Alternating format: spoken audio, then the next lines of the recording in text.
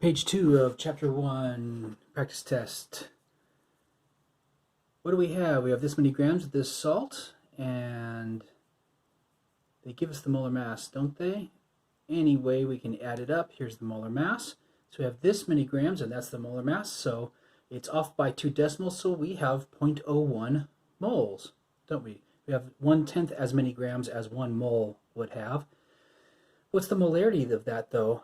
It's in 100 milliliters, which is 0.1 liters, and this comes up a lot for the mental math on these things, so get this one dialed in.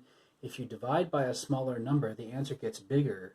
If you divide by 0.1, you are multiplying by 10, so this answer gets multiplied by 10, and the molarity here is 0.1. In step 2, they take 5 milliliters of it, and they add in 5 milliliters of water. Well, the fast way would be to say, well, if you double the volume and you keep the same moles of solute, then the molarity has to go to half. To be really formal, you could do this, or you could just say it's half.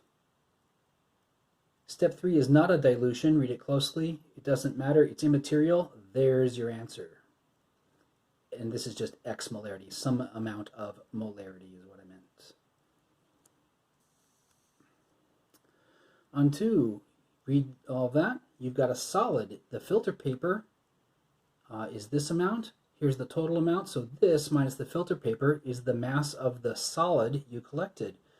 Write out your balanced reaction. By the way, this is acetate.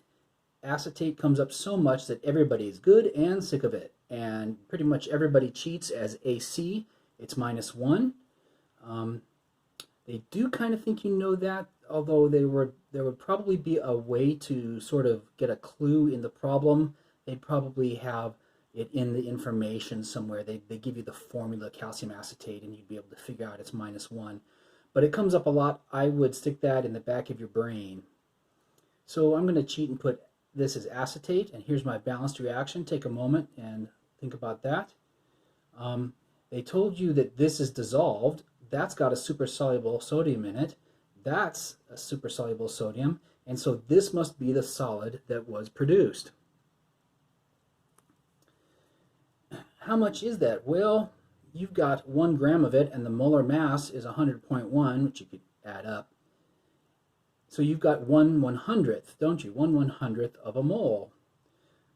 We're being given information about this. We're being asked for the original mass of that. According to this balanced reaction, one of these comes from one of those.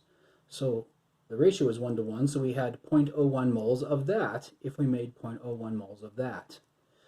Add up the molar mass of that, convert to grams.